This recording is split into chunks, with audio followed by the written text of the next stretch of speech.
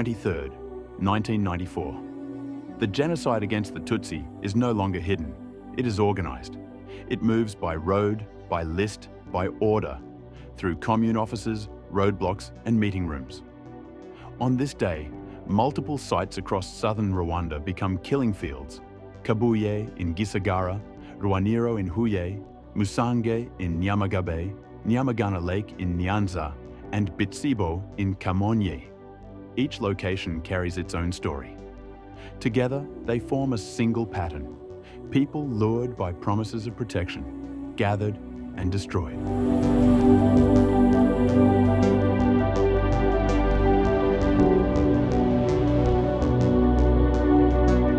Kabuye sat inside the former Ndora commune of Butare Prefecture.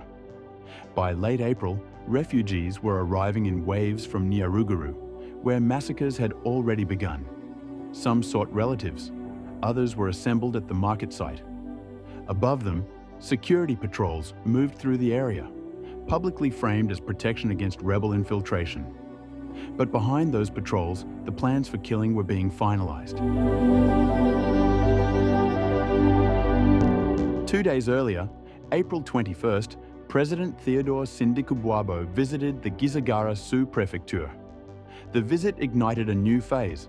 After that meeting, the message spread clearly. The Tutsi were to be hunted and killed.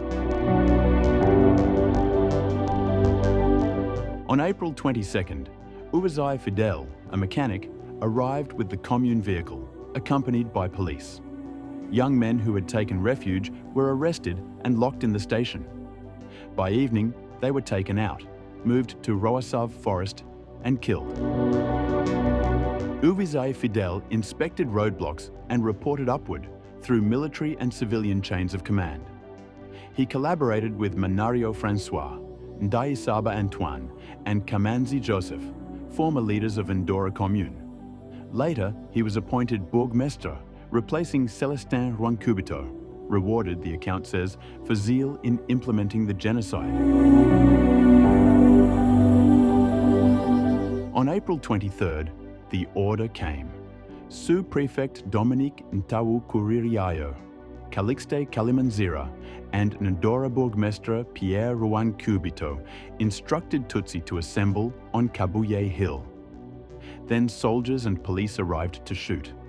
The killing continued into the next day, when attackers returned to finish those still alive. Killers converged on Kabuye from multiple directions.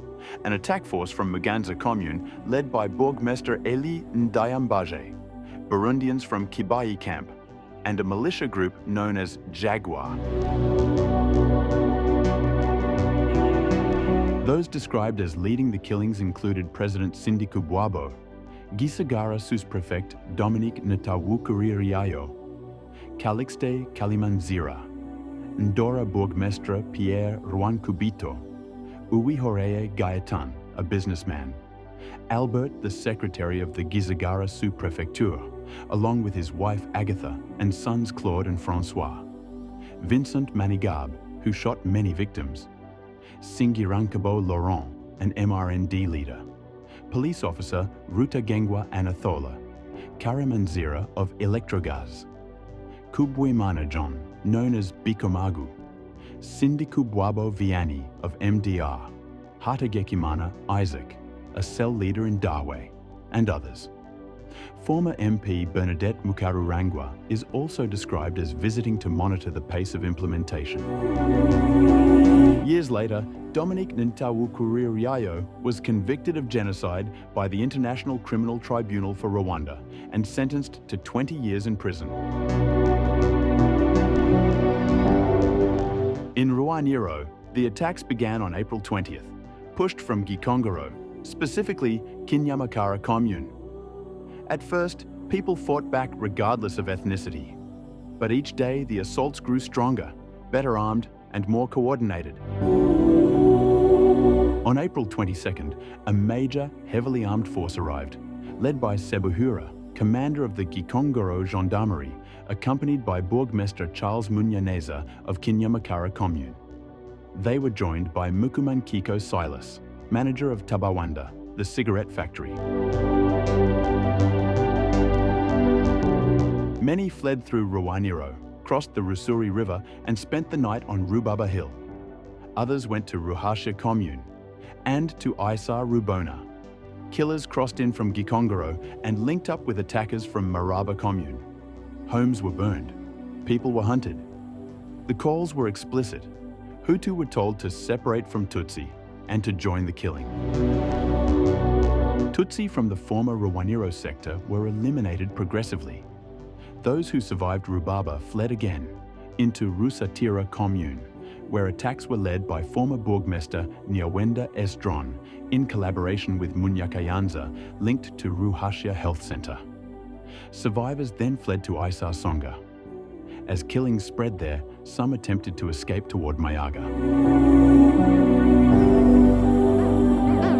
This is how the violence traveled, commune to commune, prefecture to prefecture, connected by roads, commanders, and local administrators who knew exactly where people would run.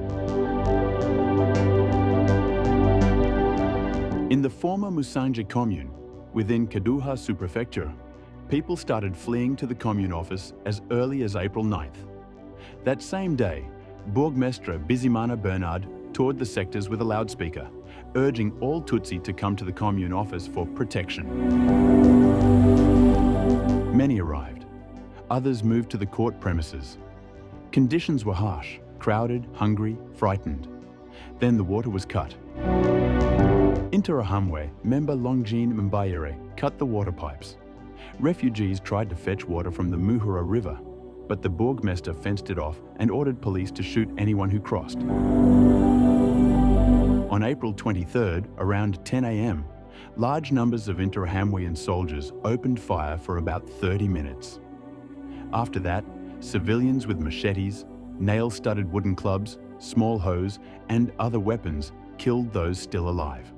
The massacre continued until late afternoon, slowed only by heavy rain.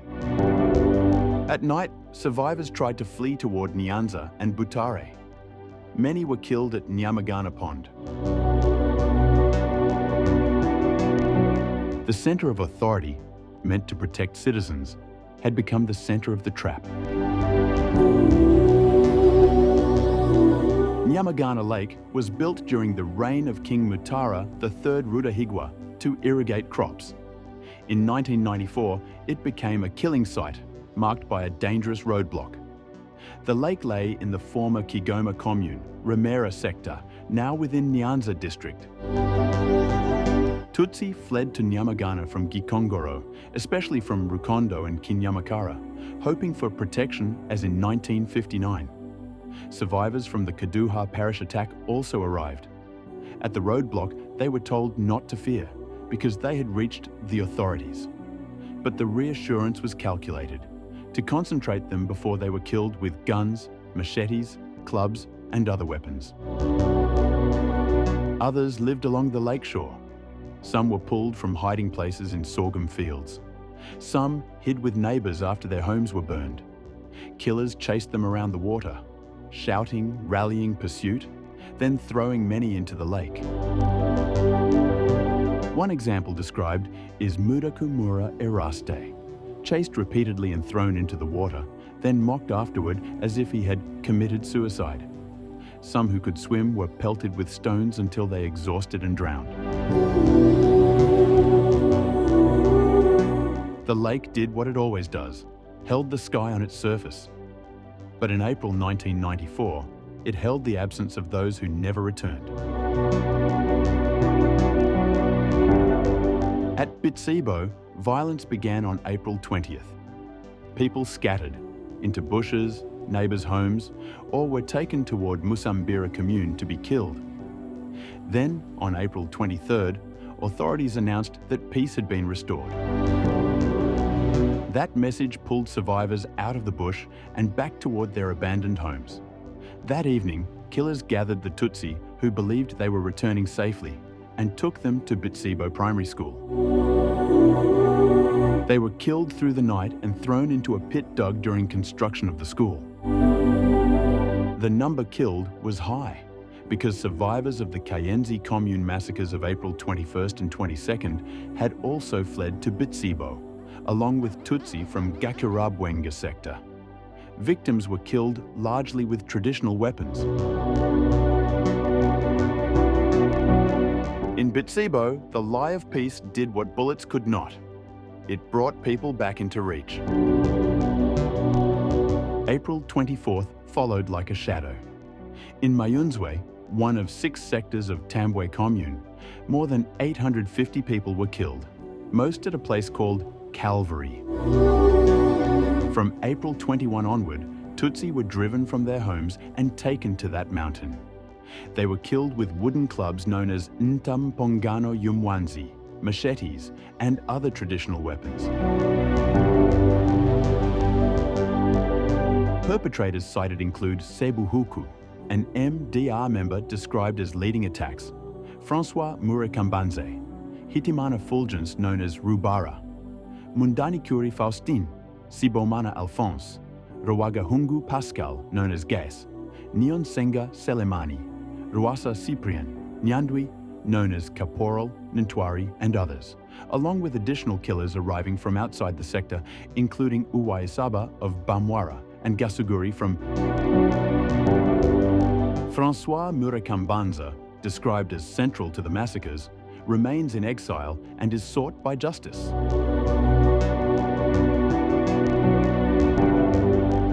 April 23, 1994, did not unfold as chaos. It unfolded as administration. Orders moved through offices and patrols, through roadblocks and meetings, through loudspeakers and false promises of protection. In Kabuye, the gathering became the execution. In Ruaniro, the attack crossed commune lines and turned neighbours into targets. In Musanga, thirst was weaponized, then bullets and blades followed. At Nyamagana, a roadblock became a trap beside the water. At Bitsibo, the announcement of peace became the last lie many ever heard. And as April 24th began, Calvary in Mayunzwe marked how far the machinery had spread, how complete the intention had become.